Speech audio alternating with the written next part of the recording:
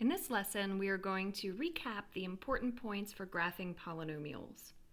So to do that, I want to show you the different polynomials, some that you already know. So the most basic one you learned back in Algebra 1, it was linear. A line looks like this.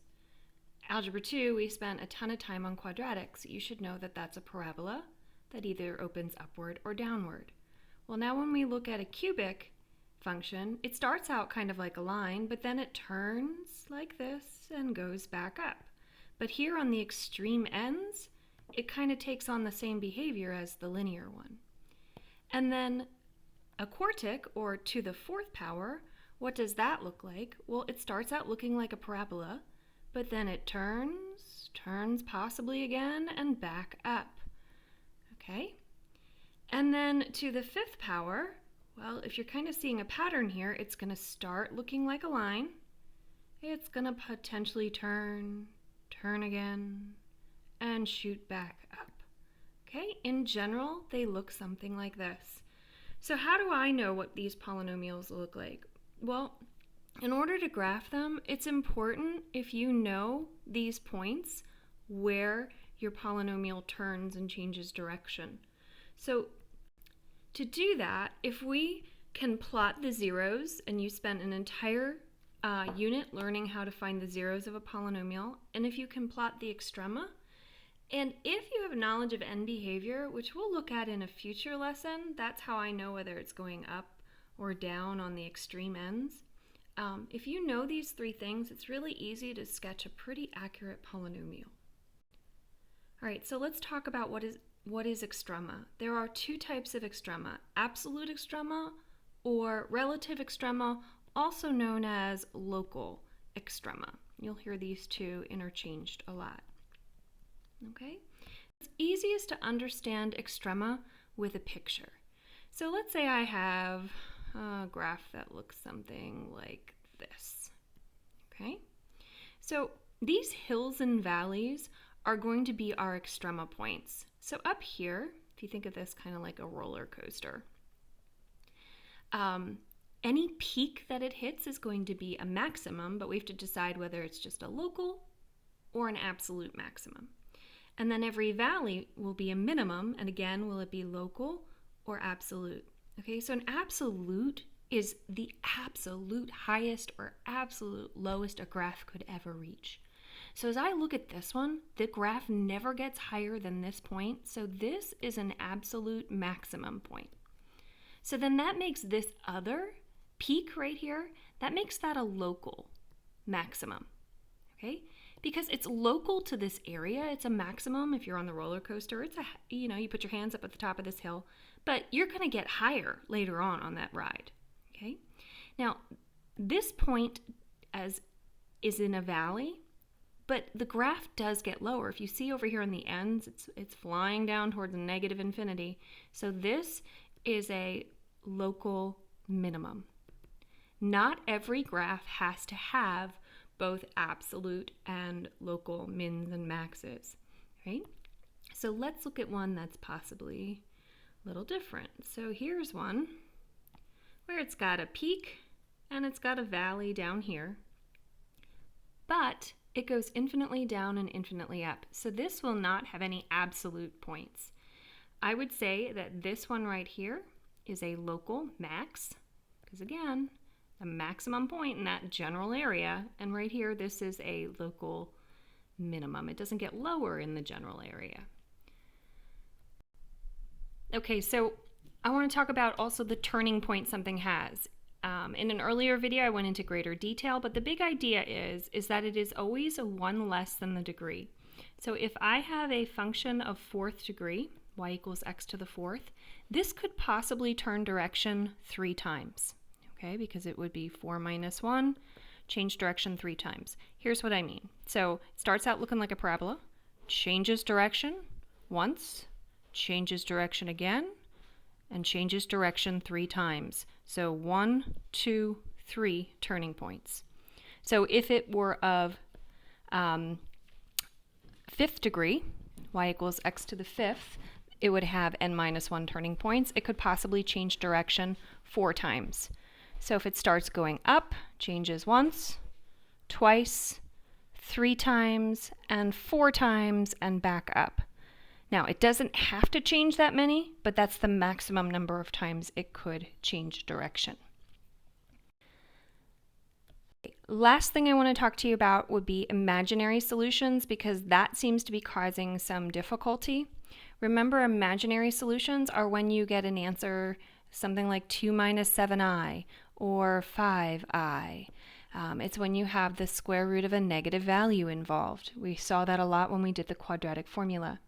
So how do I identify how many imaginary solutions a graph has? You should know that a quartic function, y equals x to the 4th, has to have 4 zeros. Okay, it is the same as the degree. But if you look at a graph and you see it going something like this, it goes up, turns, and then looks like this. I only physically see this going through the x-axis 2 times, so this would have 2 real, but it has to have 4 altogether, so that means there's 2 real and 2 imaginary zeros. We have a polynomial that is y equals x to the 5th. You can see it hits and bounces off the x-axis here and crosses through right here. So if I could remind you, that means there are 2 zeros right here.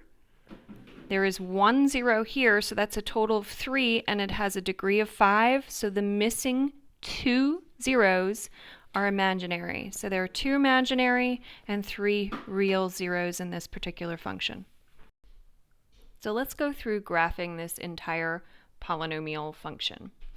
It is in standard form, which is helpful in identifying the first couple of things. So the leading coefficient is just this first coefficient. The degree is my highest exponent, so this is cubic or 3rd degree. Is it even or odd? Okay, this is going to be important as you move into the next lesson on end behavior. So this is an odd function, and what makes it odd is the degree. Okay, so you're looking at the degree whether you classify it. What are the maximum number of terms? Well, we just said that it's n minus 1, so the degree is 3, take away 1 is 2. Now, the real zeros, or the imaginary zeros, I know altogether it has to have 3, but let's look at how to graph it on Desmos in order to get the remaining values. All you need to do is type your polynomial in this left bar right here, and the polynomial is automatically sketched for you. If you just click on the polynomial, automatically these important extrema points are highlighted. So if you look here, this one is not extrema, this is a real 0, this is a local max, and this one is a local minimum. It has no absolute max or absolute min, because as you can see, this polynomial goes forever up, so it's never going to have a stopping point for a maximum, and it goes forever down, so it will never have an absolute minimum. So this graph has 1 real 0, and I'm going to just round to the nearest tenth. My real 0, it would be x equals negative 1.8. Now, the number of imaginary zeros, we know altogether it has to have 3 because the degree is 3, so there are 2 missing, so it has 2 imaginary zeros. Now, the extrema. This only has local extrema. It has a local max, and I'm going to write the ordered pair that occurs at. My local max is this peak right here. It is negative 1.2, comma 4.2, if I'm rounding to the nearest tenth. And then it has a local minimum, and that is also the y-intercept, 0, 1. Okay, so the domain.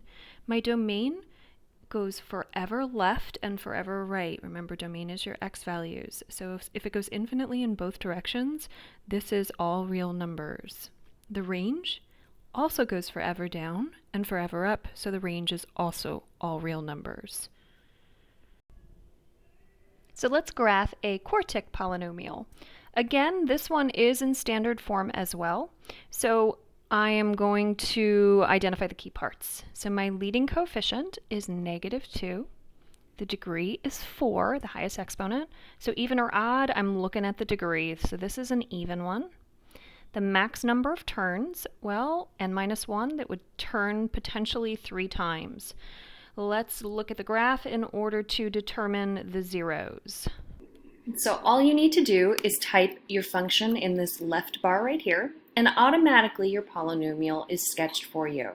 So you can kind of drag it so you can see the important points easier. All you then do is click on the polynomial and it automatically highlights important points. Now, you have to have the wisdom to know what these points are. For instance, this one and this one would be real zeros that you see. This is where it crosses the y-axis, so it's a y-intercept. Now this point right here is a local minimum. It's a valley. The graph does go lower, but it's a minimum in this local area. Here is a local maximum. The graph again goes higher. Way up here, this is an absolute maximum because the graph never gets higher than this. So I see two real zeros.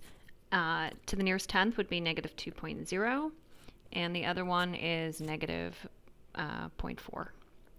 So the imaginary zeros, there has to be two imaginary zeros because degree is 4, and I only physically see two real ones, so the other two are imaginary.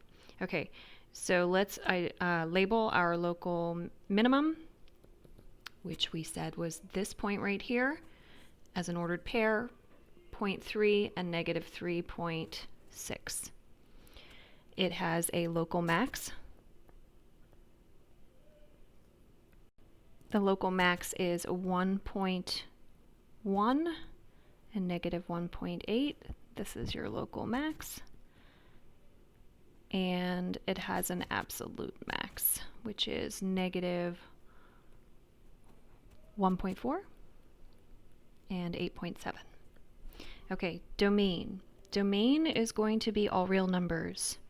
Okay, let me give you a hint. Domain for polynomials is always all real numbers. They will go forever left and forever right. It's the range you gotta watch.